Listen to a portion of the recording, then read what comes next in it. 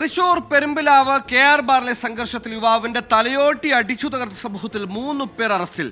ജയൻ, സുജിത്ത്, ഷിജു എന്നിവരാണ് പിടിയിലായത്.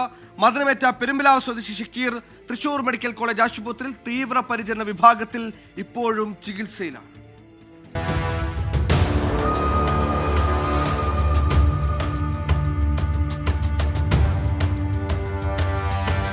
Kunnamkulam station house officer UK ഷാജഹാന്റെ നേതൃത്വത്തിലുള്ള പോലീസ് സംഘമാണ് പ്രതികളെ അറസ്റ്റ് ചെയ്തത്. പാലക്കാട് ചേരമംഗലം സ്വദേശി ജയൻ, തിരുവനന്തപുരം സ്വദേശി സുജിത്ത്, പാലക്കാട് സ്വദേശി ഷിജുകുമാർ എന്നിവരാണ് അറസ്റ്റിലായത്.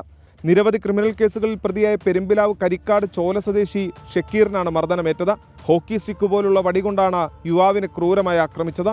ആക്രമണത്തിന്റെ CCTV ദൃശ്യങ്ങൾ പുറത്തു വന്നതിന് പിന്നാലെയാണ് പ്രതികൾക്കെതിരെ പോലീസ് കേസെടുത്തത്.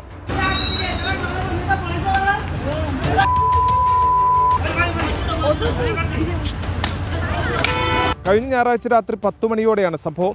ബാറിനുള്ളിൽ വെച്ച് പ്രശ്നമുണ്ടാക്കിയതിനെ തുടർന്ന് സെക്യൂരിറ്റി ജീവനക്കാർ ഉൾപ്പെടെ യുവാവിനെ അതിക്രൂരമായി മർദ്ദിക്കുകയായിരുന്നു. റോഡിൽ വെച്ചും യുവാവിനെ ക്രൂരമായി ആക്രമിച്ചു. മർദ്ദനത്തിൽ തലയോട്ടി പൊട്ടുകയും തലച്ചോറിൽ നിന്ന് രക്തപ്രവാഹം സംഭവിക്കുകയും ചെയ്തിട്ടുണ്ട്.